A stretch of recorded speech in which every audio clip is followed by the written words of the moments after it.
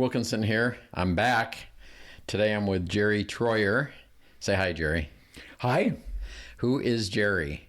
Why don't you tell us who you are? Because nobody knows. Sure. Okay. Well, I am a New Thought minister. First of all, I live in La Mesa, which is in the eastern part of San Diego County. I'm a New Thought minister. I work with an organization called Urban Street Angels, which provides housing, employment referrals, and job skills training for homeless 18 to 25-year-olds in San Diego. We have about 120 youth in our program right now. I'm also a grandfather. I have a son, a daughter-in-law, and 7 grandchildren up in Oregon. And I'm a boyfriend, which is a wonderful thing. So what's your story? Rewind, back up. So if you have a boyfriend, that means you're gay. Yes. There you go. So tell us about that. What was your growing up situation and coming out story, blah, blah, blah. Say a little about that. My coming out story is I was raised in the Missouri Synod Lutheran Church, and the Lutheran Church has synods or different organizations within the organizations that are either very, very conservative or more liberal. Missouri Synod is one of the more conservative. And so I grew up in northern San Diego County going to day school, grades 1 through 8, and then as well as church on Sundays in this very, very conservative Lutheran church that taught basically the Bible is a fax from God, that if you're gay, you're going to a fiery hell, and that God hates you. And so I grew up with incredibly loving and nurturing and welcoming parents, but in a church situation that told me that there was no hope for me. So carried that guilt and shame and all the rest of that nonsense, finished grade school, went to high school, went to 1 year of college, and then was trying to pray the gay away, as many people talk about. And so wound up getting married to a wonderful young lady and having a son. And very soon thereafter, finding out that this just absolutely was not going to work on so many levels. How old were you when you married? 20. Okay. So. And you have one son. One son. And were you an only child? No, I have a younger sister. Okay. Yes. Then finally decided this just absolutely is not working. And so separated and wound up divorcing. And a very short time after I left the relationship with my female wife, met my first husband. Okay, we skipped over coming out. So what was that all about? Oh my God. So did you come out when you left your wife, or did you never come out to your parents, or what? Came out to my parents first and then my wife. And all at the point of after you were married? Yes. Yeah. Okay, So did you know we you were were together for about 2.5 years. to gentlemen before you got married? I mean, did you grow up with that or what? We say that we know by about the age of 7 or so, and I pretty much knew. I didn't know what to call it, but I just knew that I was different. You had feelings. I did. Yeah. And curious about other boys' bodies and that sort of thing. And so dealt with that. So I pretty much knew, and then every time, and this would have been the mid 60s. So anytime there was something on the television or something in the newspaper about a homosexual, I was very interested and would read that article or find out about that, because at some level I knew that that's who I was. You didn't have the word gay for that. Right. Yes. Okay. Yeah. All right. So you came out to so how did it go coming out to had you already said I'm getting a divorce and then told her, or did you say it's because of this and that's why we have to separate? The marriage didn't work very well on many levels. And so we were kind of on the rocks anyway. And oh, by the way, another thing is, so it wasn't the only thing, but it was certainly a big part of it. Was she surprised? She was not surprised that I wanted a divorce, but she was surprised and then very hurt and very bitter, understandably so, that I was gay and hadn't told her. So she felt cheated. Yes. Gotcha. Yep. How long were you married? 2.5 years. Okay, so not real long. Not real long. Took me more than 10 times that to figure it out. So Right. Yes. Yes, exactly. you're a quicker read than I am. Oh, Anyway, so how did what was the situation with your parents? they were incredibly supportive. Are they still active in the Lutheran Church? No, both parents are deceased. But when you came out, were they? Oh, when I came out, yes. Yeah. Okay. Yes. So they were still church going that said you're going to hell, but they did accept you. Yes. Oh, that was good. Yeah, so it was as good as it could have been with them. So really my guilt and shame came from the church, not from my family. And what's your relationship to that church? Did you leave at some point or what? Oh, running, screaming out the door for a variety of reasons. At what age? Soon after I got married, just really I kept asking questions about if God is a loving God, then why ... And you get to fill in the blanks. And Right. and so there were so many questions that I couldn't answer, and I found that the teaching just absolutely did not make sense for me. Was your ex-wife a churchgoer? Did she not go along with you? Or what? She did not go, and then soon after moved to another area of San Diego County, and then moved to Fresno. And was involved in churches there, but not this one and not this group. Are you in touch with her today, or is that all gone? No, all gone. It's been a long time. So there are no connections with your son with her, like if some family get together or something like that? No, my son is in Oregon. I think she's still back in northern San Diego County, but she does not have contact with him for a variety of reasons.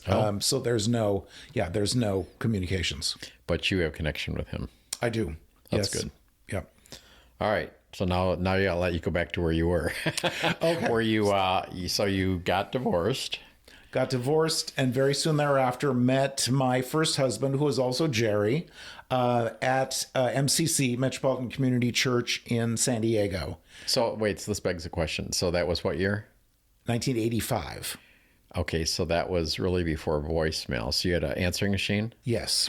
So you said, this is Jerry and Jerry?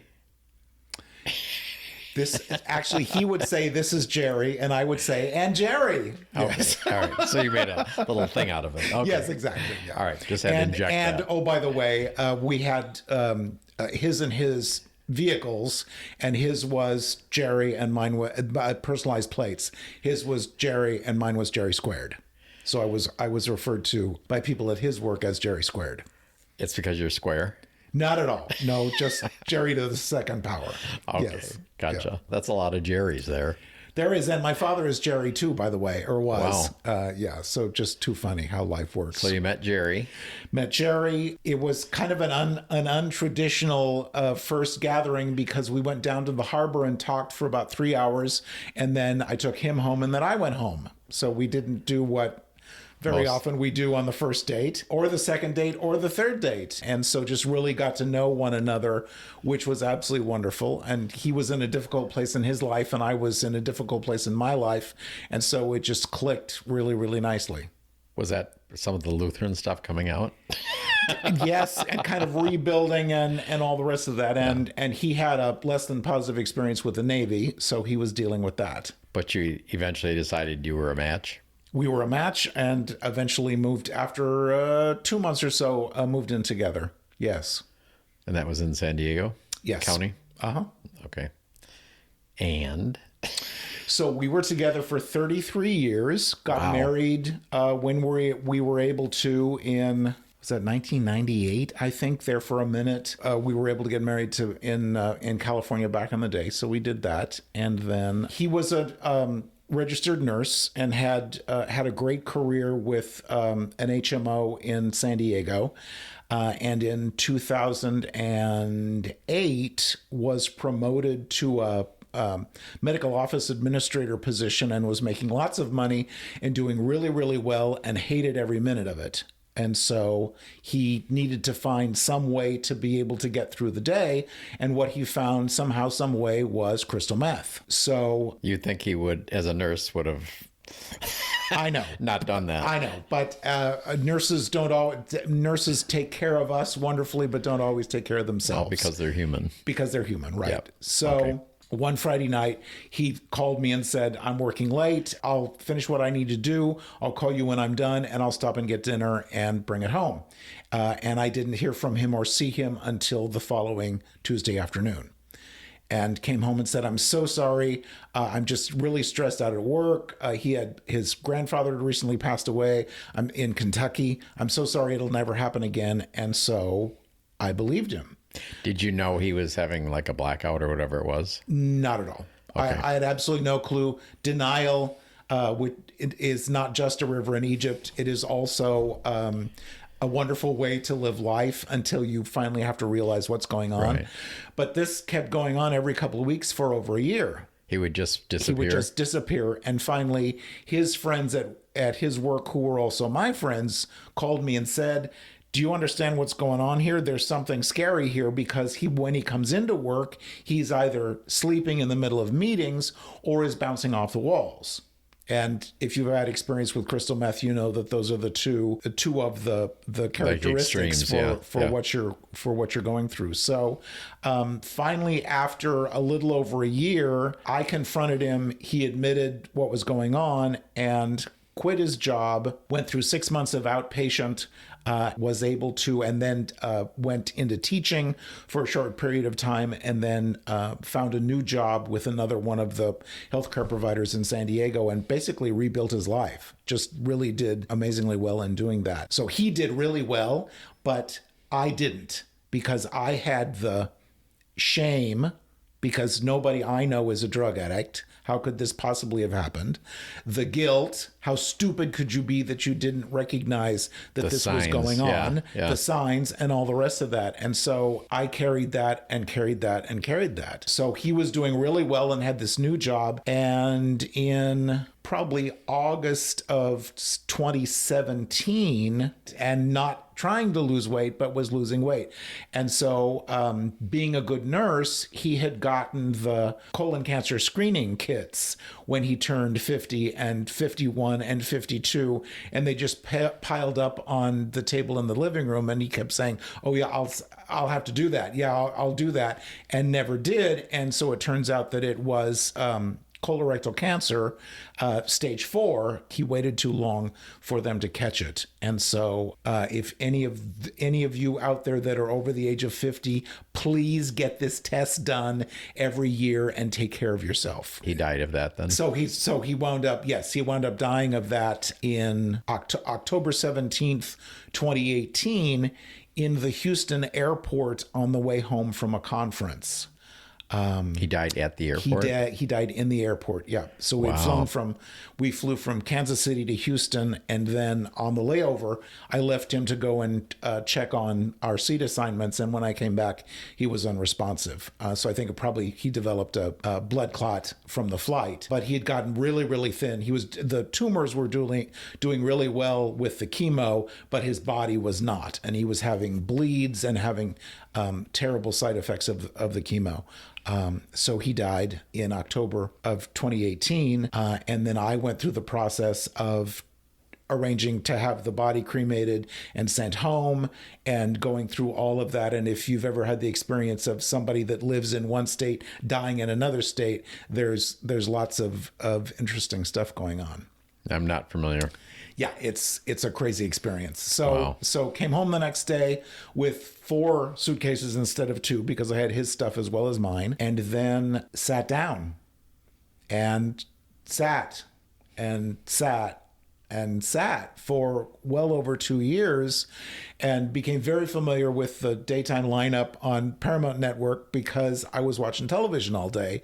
And finally, the still small voice said, "Okay, Jerry, it's time to get up off your butt and turn the page," allowing yourself to grieve, which we don't always allow ourselves to do. But So you were not allowing yourself to do that? no, and that's a good point. In the religious organization, or the teaching, the movement that I'm part of, which is religious science or New Thought, we are very positive and say that everything is as it should be, and everything's in divine order, and it's all good, and all of those other statements. But what that does for us is it keeps us from allowing ourselves to feel the human emotions that we feel. So grief and loss and shame and all of those human emotions, I wasn't allowing myself to experience, and then finally came to the realization, after kind of fighting with my ego a little bit, that I have to allow myself to do that. And so that's a big part of my ministry now, is in talking with people and encouraging people to allow them to feel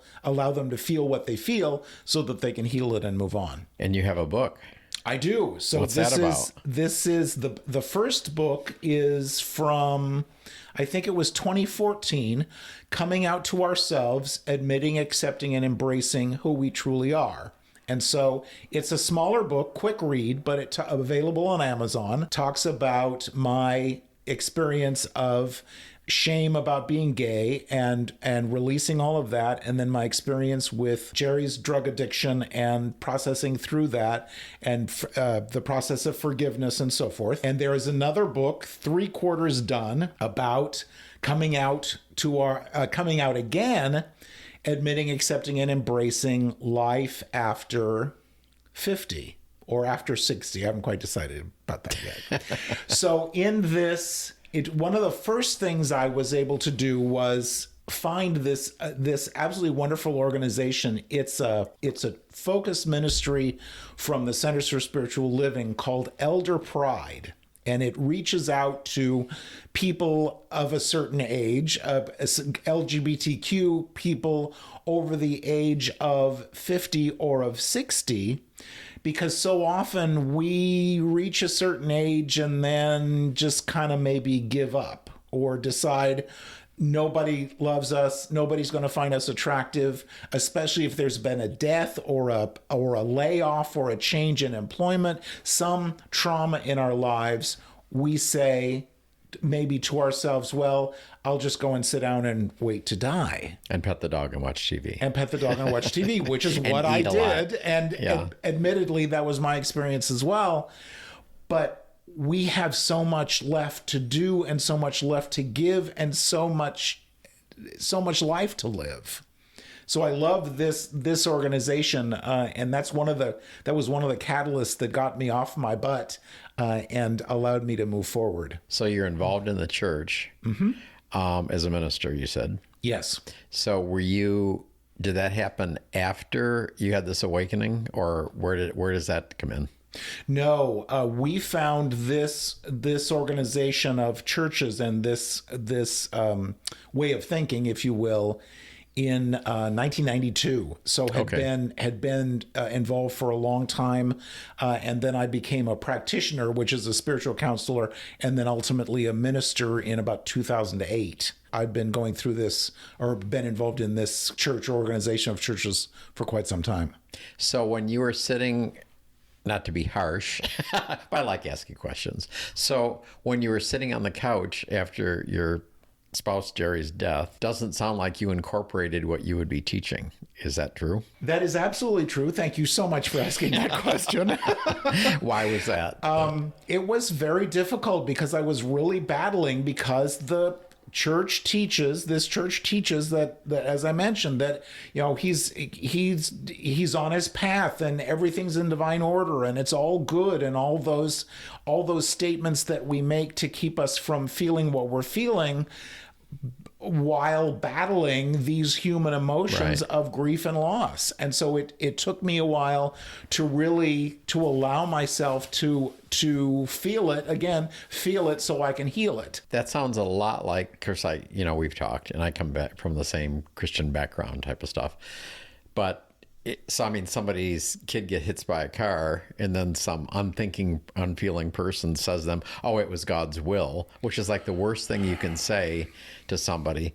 But it sounds like that's almost saying the same thing, that church teaching, but in different language. How's it different? Well, we believe that God is a power, not a personality. So there's no white, straight, hateful, surly, cranky, bitchy old man on a cloud up someplace pulling the strings. No, there is not. Oh, There is not. okay. God is a loving, nurturing presence. God is and if you're familiar with the Bible, God is the presence that Jesus talked about in the New Testament, not the Old Testament guy that turns people into a pillar of salt. So it wasn't God's will, it was Jerry's path. It wasn't God's will, it was that little boy or girl that got hit by the car's path. Because Do you think I would look at things, I look at things vastly different than I did back when I was in the church. I would call myself spiritual now. That's where I would be. And, yes. But I would say probably some of the same things, but maybe with a little different. I don't even refer to God that way. I think God, the universal power, is way bigger than what our concept of God is. To me, that's what. Yeah. But do you think that as a spiritual being, that Jerry, it was just his soul set his time to check out? Do you think that was a possibility? Totally. And there is a belief that we make that agreement before we're born, that life is eternal. We were here before and we'll be here again. And on this tour of duty, for lack of a better term, he was supposed to be here for 55 years. And so he was, and then it was time. And so there isn't anything God could have done. This is a really good conversation. There isn't anything God could have done because it was Jerry's time. Right. And God or the universe probably wouldn't want to do something. Right. Really. So God and spirit, the universe, the infinite, the divine, my higher power, whatever I choose to call it. Yes. But I forget which book it's in, but C.S. Lewis once, he's talking about a mother's grief, like the baby died.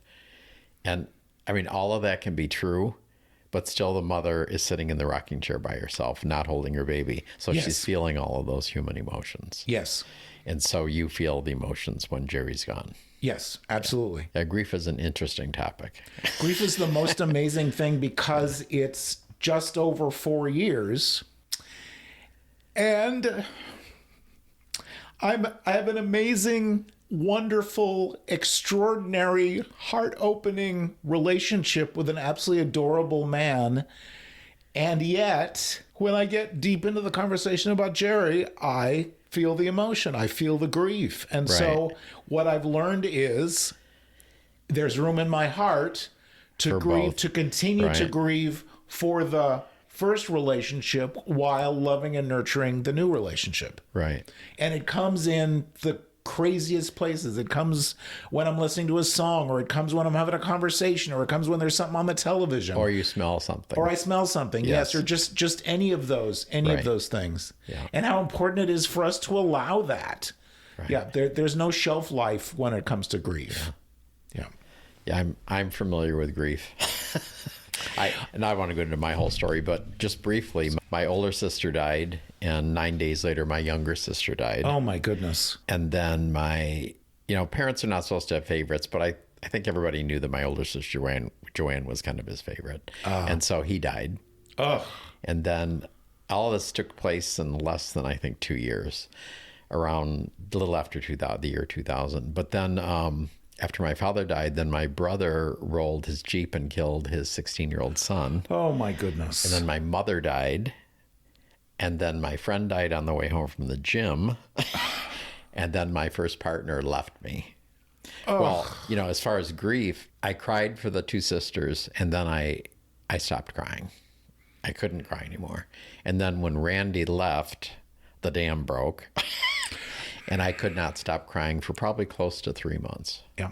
And so, that was my story of grief. If we and we all are grieving. We're grieving the time that we missed when we could have been together during COVID. We're grieving for the memorial services we didn't attend, the marriage, the weddings, and other things, that graduations that we missed.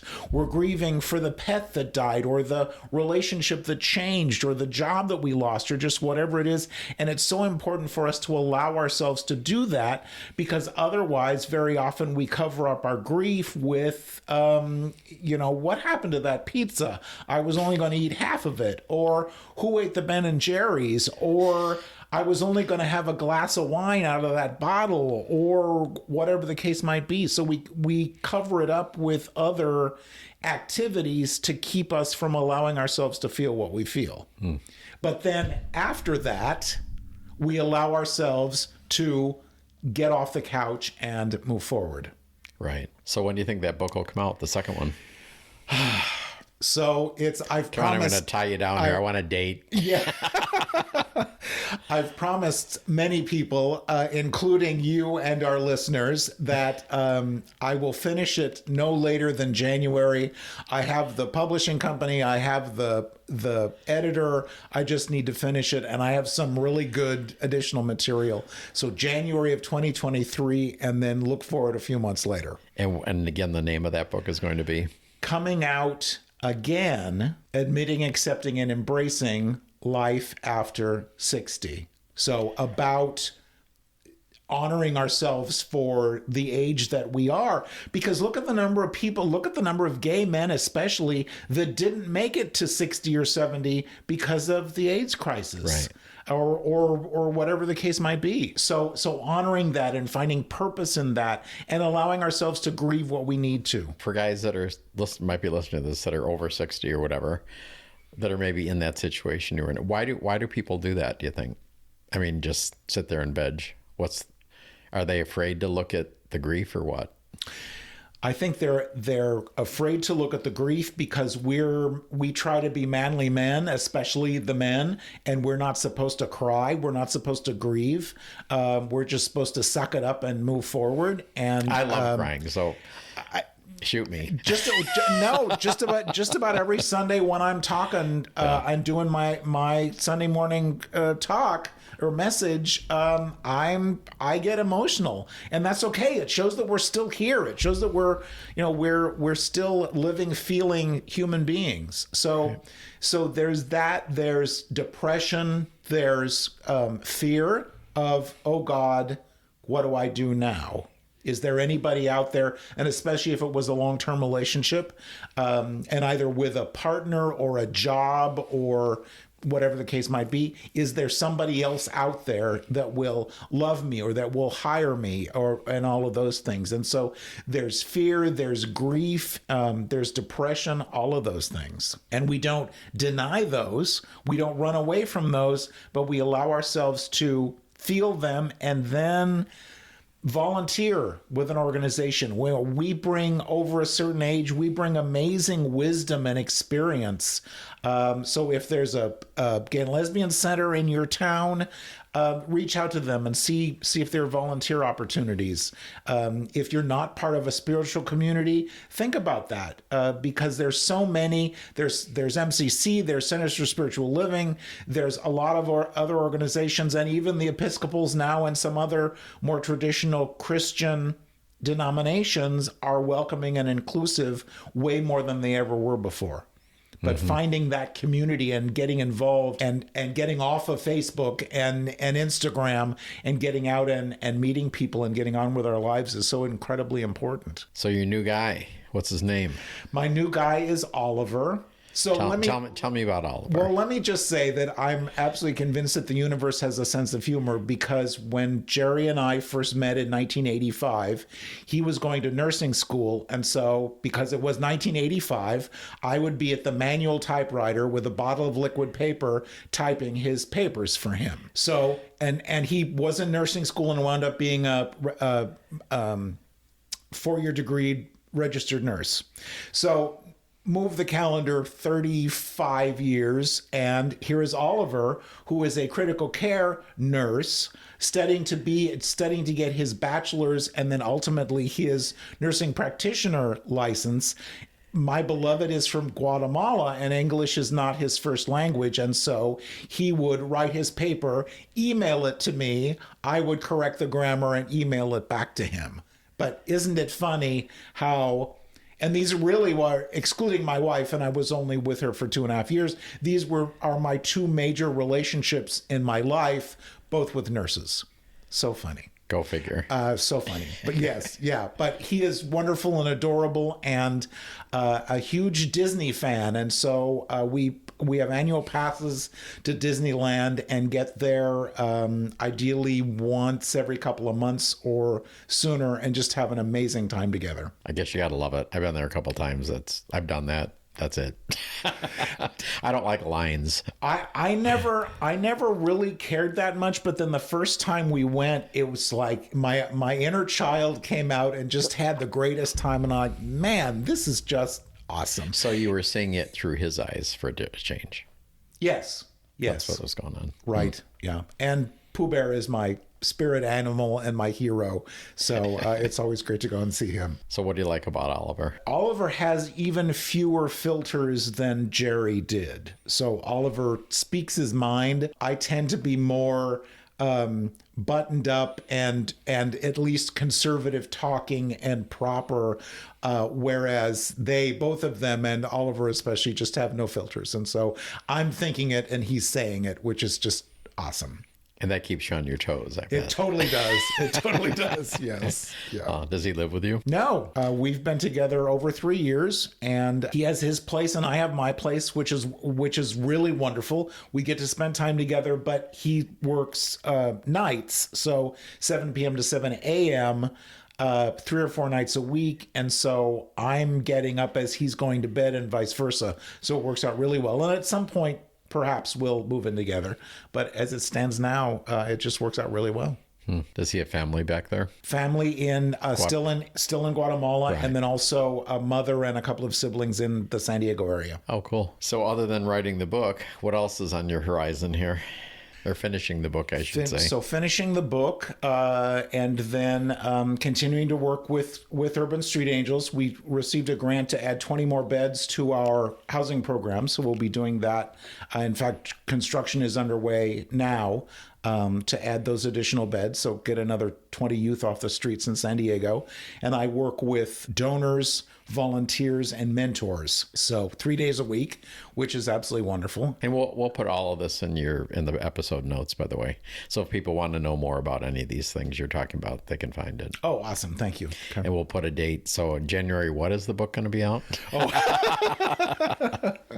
We'll put that in there. No, just kidding. End of January. Okay. End of January of 2023. Yes. All right. So this well, next it's year. not going to be 2022, obviously. Come Well, on. no, but also not 24. Okay, So we'll do 23. this. Yes. All right. So what are a couple of the main things you've learned in your life that you'd like to share with my listeners? If you met them and you had a couple-minute conversation with somebody, what would you want to impart to them? That you are way more valuable and powerful than you know. And within you is the wisdom and the guidance to accomplish, to do, to go, to be whatever it is you want, no matter what your age. And so gray hair has nothing to do with our power and our possibility. And so listen to where you're led, take care of yourself, and just go out and have a wonderful time. So Sounds good to me. Thank you for coming in. my pleasure. Thank you so It much. was great. Thank you.